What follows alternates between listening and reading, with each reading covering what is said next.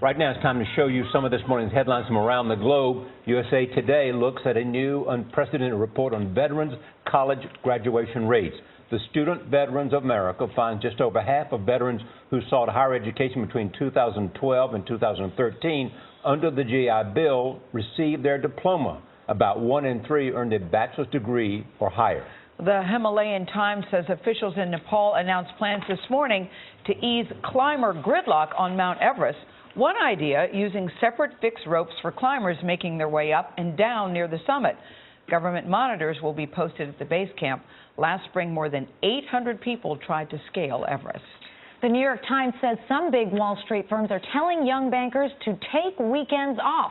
That's a major shift in corporate culture in an industry used to grueling schedules. Banks are facing more competition for finance graduates from tech firms with flexible schedules, and more young workers are looking for a better work-life balance. The Los Angeles Times looks at a new study on the cost of flying. Travelers protested when airlines began charging bag fees in 2008. Researchers found that airlines quietly lowered fares to offset the cost, but the carriers still came out ahead because the ticket price drop was small compared to the new fees. Spoiler alert, spoiler alert, spoiler alert. For those of you who are waiting to watch last night's episode of The Good Wife, put your TV on mute right now. The New York Daily News says a major character exits the CBS show in a very dramatic scene. Will Gardner, played by Josh Charles, is killed in a courtroom shooting. Listen to him to explain to his fans why he's ready to move on.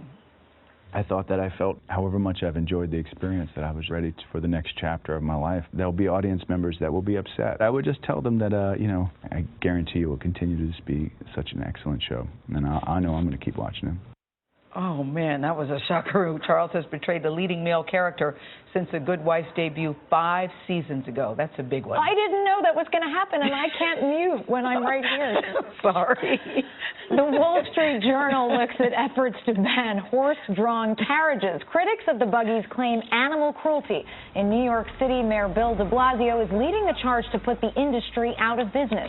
Other cities like Salt Lake and Chicago have new restrictions or are considering limits.